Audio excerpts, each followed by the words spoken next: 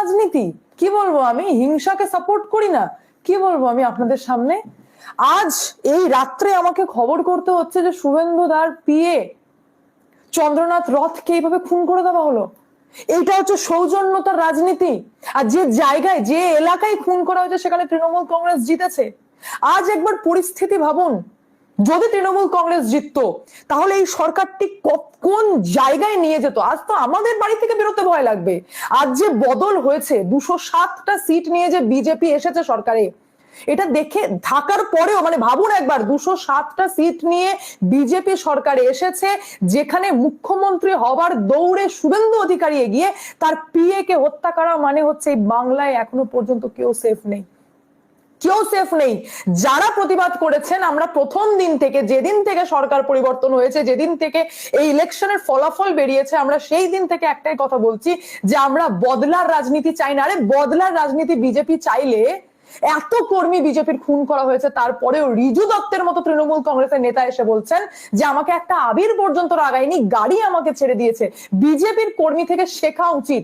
আজকে এই সৌজন্যতার রাজনীতি বিজেপি দেখালো 207টা সিট পাওয়ার পর, আর তার রেজাল্টে তৃণমূল কংগ্রেস আজকে ফেরোসাস। কতটা ফেরোসাস হলে একবার ভাবুন, 207 সিট নিয়ে বিজেপি এসেছে, শুভেন্দু অধিকারী মুখ্যমন্ত্রীর দৌড়ে, অথচ তার পিএ কে হত্যা করা হলো, মানে কতটা ফেরোসাস কন্ডিশনে তৃণমূল কংগ্রেস রয়েছে।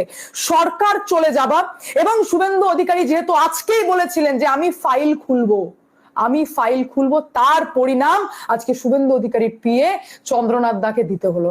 দেখতে পাচ্ছেন আপনারা, পুরো মানে এত খারাপ লাগছে, এত ভয়ঙ্কর পরিস্থিতি, যেখানে আমরা চাইনি ভায়োলেন্স, যেখানে আমরা চাইনি মারদাঙ্গা হোক, খুন হোক, মার্ডার হোক, কিন্তু এত ফেরোসাস হয়ে গেছে এই তৃণমূল কংগ্রেস যে আজকে একের পর এক হত্যা করাচ্ছে। আর এটা পুরোপুরি প্রি প্ল্যান্ড হত্যা করানো ছিল, প্রি প্ল্যান্ড। আর সব থেকে নির্লজ্জ, আর মমতা ব্যানার্জির এতদিন পর্যন্ত সরকার চালানোর এবং দুষ্কৃতীদের এতটা ললেসনেস পরিস্থিতি তৈরি হয়েছে যে আজ আপনারা দেখতে পাচ্ছেন যে গাড়িকে থামিয়ে, মানে এটা পুরোপুরি প্রি প্ল্যান্ড।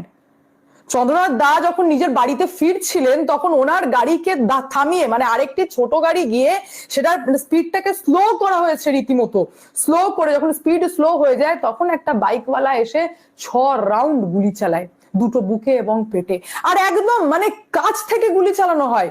আর যে গাড়িতে যে ছিল, যে মানে স্লো করতে, মানে চন্দ্রনাথ দার গাড়িটা যে স্লো হয়েছে, তো ছোট যে গাড়িটি সামনে দাঁড়ালো সেই গাড়ি থেকে লোক